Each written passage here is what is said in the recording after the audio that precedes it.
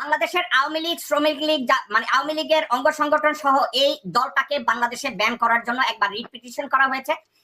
মধ্যরাতে আওয়ামী লীগের নেতাকর্মীদের ভিডিও কলে ভিডিও ফাঁস, বাট ভিডিওটা আপনার বিশেষ হচ্ছে না, হবে কেমনে পুরো ভিডিওটা দেখুন। আসসালামু আলাইকুম, চলে এলাম আপনাদের মাঝে নতুন একটা ভিডিও নিয়ে। হয়তো ভিডিও থাম্বনেল লেগে টেপে গেছেন যে আজকের ভিডিওটা কীরকম হবে। মধ্যরাতে আওয়ামী লীগের নেতাকর্মীদের ভিডিও ফাঁস, তারা নাকি গোপনীয়ভাবে ভোট করতে চায়। আবারও এই আওয়ামী লীগ নামের যে স্বৈরাচারী একটা দল আছে, যে দল বাংলাদেশের কোনোভাবে জায়গা পাবে না, সে দলটা কিন্তু আবারও ক্ষমতায় আসতে চায়। পুরো ভিডিওটা ইনশাল্লাহ আপনি দেখবেন, দেখলে বুঝতে পারবেন এই আওয়ামী লীগ কী করতে চায়, তারা কি করতে আবারও দেশে আসতেছে। এই আওয়ামী লীগ, সেই আওয়ামী লীগ নাকি গোপনীয়ভাবে ভিডিও কলে একতাভাবে তারা এই বাংলাদেশকে আবারও অধঃপতনে ফেলতে চায়। এই আওয়ামী লীগ একের পর এক প্রতারক করে যাচ্ছে। এই আওয়ামী লীগ, যেই আওয়ামী লীগ দেশকে আগামী 17 বছরে ধ্বংস করে ফেলে দিছে, সেই আওয়ামী লীগ নাকি আবারও ক্ষমতায় আসতে চাই। তাদের ভিডিও কলে যে ভিডিও কলটা যা আছে এবং ক্যামেরার সামনে বসেছে, তারা কথা বলেছে, পুরোপুরি সেটা নিয়ে আজকে আপনাদের সামনে তুলে ধরবে এবং কথা বলবো। তো চলুন যে আগে পুরো ভিডিওটা দেখায়, আপনাদের না দেখলে তো বিশ্বাস করবেন না। চলুন যাই ভিডিওটা দেখে আসি। বাংলাদেশের আওয়ামী লীগ, শ্রমিক লীগ মানে আওয়ামী লীগের অঙ্গ সংগঠন সহ এই দলটাকে বাংলাদেশে ব্যান করার জন্য একবার রিট পিটিশন করা হয়েছে। এই রিট পিটিশনটাকে আদালত পর্যন্ত যাইতে দেওয়া হয় না, তার আগেই প্রসিকিউটর এটাকে ক্যান্সেল করে দিয়েছে। এখন বাংলাদেশে আওয়ামী লীগের রাজনীতি করার অধিকার আছে কি নাই, এই বিষয়টা সম্পর্কে বিভিন্ন আইনজ্ঞ বিভিন্ন মতামত প্রদান করেছে। এখন আওয়ামী লীগের অধীনে বাংলাদেশে যতবার শাসন হয়েছে, ততবারই বাংলাদেশের সার্বভৌমত্ব হুমকির মুখে পড়েছে, ততবারই গুম খুনের মুখোমুখি হয়েছে দেশের জনগণ। মুজিব শেখ যখন শাসন করেছে, রক্ষী বাহিনী দিয়ে হাজার হাজার বাংলাদেশিদেরকে খুন করানো হয়েছে। 96 সালে হাসিনা শেখ যখন ক্ষমতায় এসেছে, বাংলাদেশের সংবিধান লঙ্ঘিত হয়েছে, সীমান্তে বাংলাদেশিদেরকে পশু পাখির মতো গুলি করে হত্যা করেছে ভারতীয় লোকজনরা, বিএসএফ। এবার গত 16 বছরে গুম খুনের স্বর্গরাজ্য বানিয়েছে। এখন আপনাকে যদি আমি জিজ্ঞাসা করি, হাজী মোহাম্মদ ইসলাম, যে বাংলাদেশে আওয়ামী লীগের রাজনীতি করার অধিকার আছে কি নাই, এবং সেটা যদি আপনি বলেন নাই, তাহলে গণতান্ত্রিক পন্থায় আপনি যদি বলেন বাংলাদেশে গণতন্ত্র প্রতিষ্ঠা হবে, সেক্ষেত্রে বাংলাদেশ থেকে একটা রাজনৈতিক দলকে কিভাবে আপনি বাদ দিবেন? হাজী ইসলাম সাহেব। জাকুব সাহেব, আমি আজ থেকে 20-25 বছর যাবত এই আওয়ামী লীগকে নিষিদ্ধ করার জন্য আমি বলে আসছি। কারণ আওয়ামী লীগ পাকিস্তানের প্রেতাত্মা। এটা পাকিস্তান মুসলিম লীগ থেকে এটা হয়েছে পাকিস্তান আওয়ামী লীগ, পাকিস্তান আওয়ামী লীগ থেকে হয়েছে এটা বাংলাদেশ আওয়ামী লীগ। এই আওয়ামী শব্দটাই ছিল পাকিস্তানি শব্দ।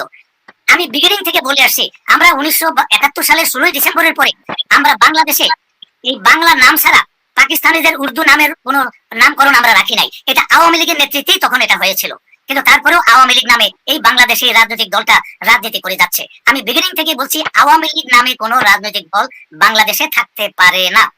আর দ্বিতীয়ত, 2008-এর পরে আওয়ামী লীগ বাংলাদেশে যে রাজনীতি দেখিয়েছে, এত তাণ্ডব করার পরে যেই আওয়ামী লীগের অধীনে একটা শিক্ষাঙ্গনে ছাত্ররা ছাত্রীদেরকে দিয়া 100 ধর্ষণের সেঞ্চুরি করে, তারপরের বছর এটাকে আবার কি বলে অনুষ্ঠান করে একটা আওয়ামী লীগ সরকারের আমলে, এটাকে আপনি কি করে একটা রাজনৈতিক দল বলেন? রাজনৈতিক দলের অর্থ মানে কি? দেশ ও কল্যাণে জনগণের সেবা করা। আওয়ামী লীগ 2008-এর পর থেকে যা করেছে, এটার পরে এটাকে কোনো অবস্থাতে একটা রাজনৈতিক দল বলা যায় না। এই রাজনৈতিক দলটা কোনোভাবেই বাংলাদেশে রাজনীতি করতে দেওয়া যেতে পারে না। আর মুজিবের পরিবার যেই পরিমাণ খুন এবং লুট করেছে, তাদেরকে তো বাংলাদেশে কোনো অবস্থাতেই বিচারের বাইরে রাখা যাবে না। তারা দুনিয়ার যেখানেই থাকুক, এমনকি শেখ হাসিনা পর্যন্ত বাংলাদেশে তাদের বিচার করতে হবে। হ্যাঁ, আওয়ামী লীগ করে এমন কিছু লোক আছে যারা কোনো অন্যায় অবিচার করে না।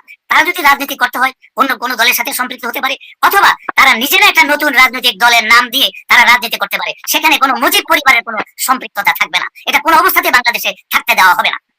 আমাদের দেশের কিছু বুদ্ধিজীবীরা বলে থাকে আওয়ামী লীগ একটা ঐতিহ্যবাহী দল, তারা বাংলাদেশের স্বাধীনতায় নেতৃত্ব দিয়েছে। আমি বলবো যে বুদ্ধিজীবীদের 1969 সালে এবং 71 সালে তাদের বয়স কত, তাদের মুজিবের ভূমিকা সম্পর্কে তাদের কি উদাহরণ আছে আমাদের স্বাধীনতা মুক্তিযুদ্ধে মুজিবের ভূমিকা? মুজিব যদি আমাদের স্বাধীন বাংলাদেশ চাইতো, তাহলে আমাদেরকে এই 71 সালের 25শে মার্চে আমাদেরকে দেশ ছেড়ে ভারতে পালাতে হয় না, আমাদের মুক্তিযুদ্ধ করতে হয় না। এই 30 লক্ষ লোক শহীদের মূলেই ছিল এই শেখ মুজিব। শেখ মুজিব ইয়াহিয়ার সাথে যোগ সাজছে এই 30 লক্ষ লোককে হত্যা করেছে। এই আওয়ামী লীগকে কোনো অবস্থাতেই এই স্বাধীন বাংলাদেশে রাজনীতি করতে দেওয়া যায় না। আমরা 1971 সালে পশ্চিম পাকিস্তান থেকে একটা দেশ মুক্ত করেছি বটে, কিন্তু 1975 সালের 15ই আগস্ট কিছু সেনা অফিসারের মাধ্যমে এই জাতি আবার মুক্তি লাভ করেছিল। কিন্তু আমি বলবো, আমি কথাটা আমি আর চাপাইয়া রাখবো না, এই বিএনপি খালেদা জিয়ার নেতৃত্বে তার অযোগ্যতা এবং অদূরদর্শী কারণে আবার আওয়ামী লীগ ফিরে এসে এই জাতির উপরে বসছে, যেটা আমাদের গত 16 বছর আমাদেরকে সাফার করতে হয়েছে। আর কোনো অবস্থাতেই এই জাতিকে ভুল করতে দেওয়া হবে না আওয়ামী লীগের রাজনীতি করতে দিলে। আর শেখ মুজিবের নাম গন্ধ স্থাপনা, তাদের নামে কোথায় কি হয়েছে এবং 32 নম্বর এবং টুঙ্গিপাড়া, এগুলি সব ধূলিসাৎ করে ফেলতে হবে। এগুলি থাকলে বাংলাদেশে আবার 20 বছর পরে হলেও আওয়ামী লীগ এসে ভর করে এই দেশটাকে শেষ করে দেবে। বাংলাদেশে কোনো শিক্ষাঙ্গন থাকবে না, মসজিদ মাদ্রাসা স্কুল কলেজ ইউনিভার্সিটি কিচ্ছু থাকবে না, সেখানে শুধু ছাত্রলীগের ক্যাডার ট্রেনিং দেওয়া হবে, আর কিচ্ছু না। সুতরাং এই দলটাকে কোনো অবস্থাতে বাংলাদেশে এই নামে কোনো রাজনীতি করতে দেওয়া। কি হলো, ভিডিওটা আপনারা দেখছেন? অবশ্যই কিন্তু ভিডিওটা দেখছেন, কি বুঝতে পারছেন? যারা গোপনীয়ভাবে কিন্তু ফোন আলাপ করে লাভ হবে না, কারণ এই স্বৈরাচারী আওয়ামী লীগকে আর কোনোভাবেই ক্ষমতায় আসতে দেওয়া যাবে না। তো যাই হোক না কেন, বাট আমরা যেখান থেকে যাই, যেইভাবে পারি না কেন, আমরা অবশ্যই এই দলকে ক্ষমতায় আসতে দেবো না।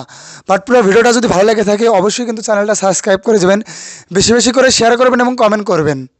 তো ধন্যবাদ।